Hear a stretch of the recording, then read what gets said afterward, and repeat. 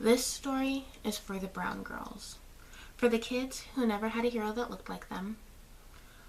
This story is for the ones who spoke one language with Nana and another with Grandmama.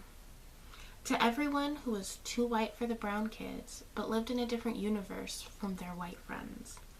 This one goes out to, what are you mixed with? Where are you from originally? And so, are you black or white? If your parents popped you for using street slang, and somebody wanted to jump you because you acted like you thought you were white. If you cried because media said you didn't exist, except for when you were the butt of the joke, or this week's lesson in tolerance, join me. I am real. I exist. People like me have always existed, and I have brothers and sisters everywhere. I wrote that when I was 12 as an intro to a novel I was writing. It wasn't very good, but it had a lot of brown girls in it, a lot of mixed girls, a couple of Asian kids, they had Latina here and there. It had black boys doing well. It had white girls going nowhere with their lives. It had teen moms, and it had nuclear families of color. And I had never seen anything like it in fiction, except for when I wrote it myself.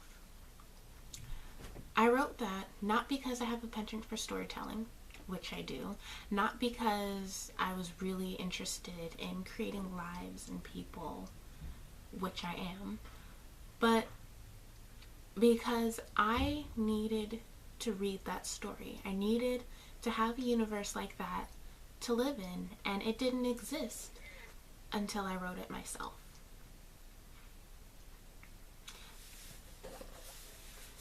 And it's sad to think that in 11 years, that hasn't changed.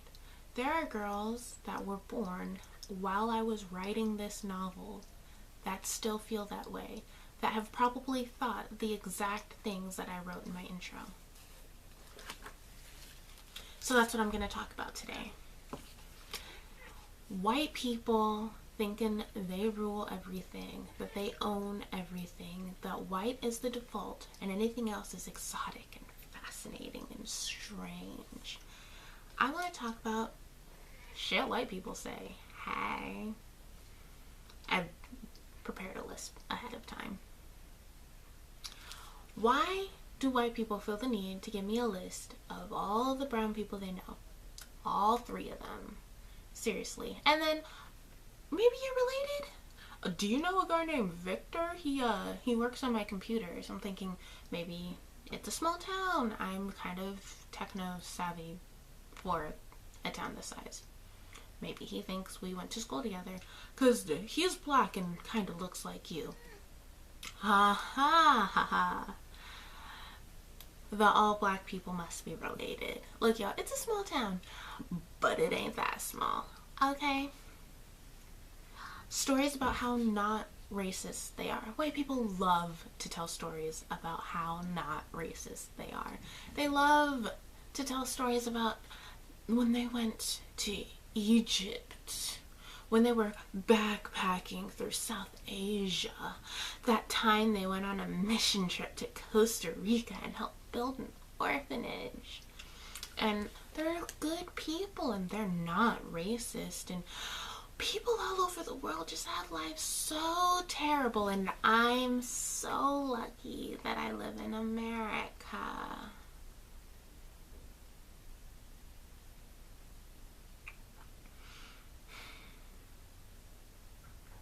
I especially love when people ask me where I'm from. Where are you from originally? Oh, where's your mother's family from? Oh, is that from your mom's side or your dad's side? Which side do you get the white from? You're an interesting complexion. Oh, you're Caribbean, ain't ya? 'Cause you're real light and purty. First of all, Paul, have you ever seen a native Caribbean person? Well, native or Caribbean person. Seriously. This is not what they look like.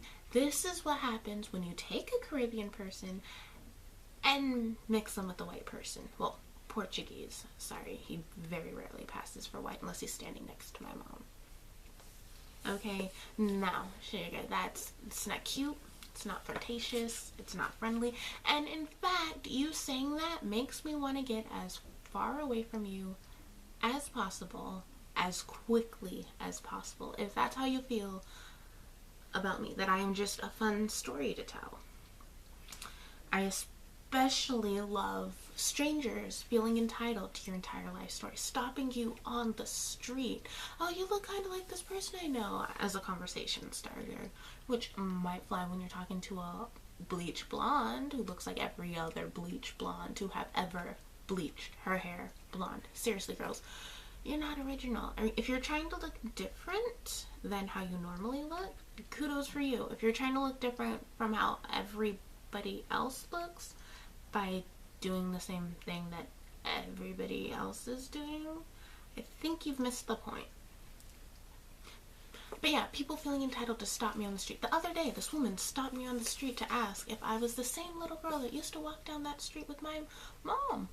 And her reasoning was that I'm dark like that little girl was, except that little girl's mom was white, and I'm only considered dark by white people's standards. Like, my friends back in my hometown called me La Chica Blanca.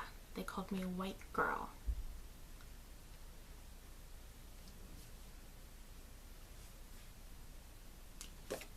I'm only dark by white people's standards. Which, you know, cool. I mean, I think I look good. I think you look good.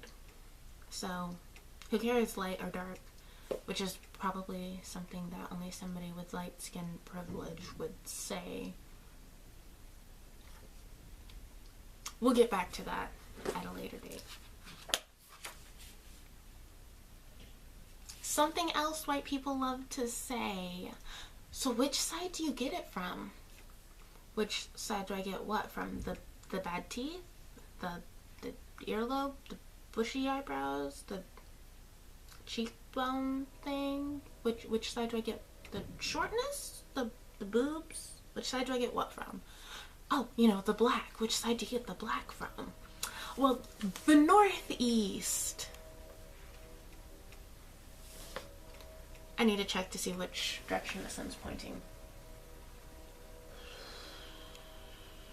The northeast. That's the side I get my black from.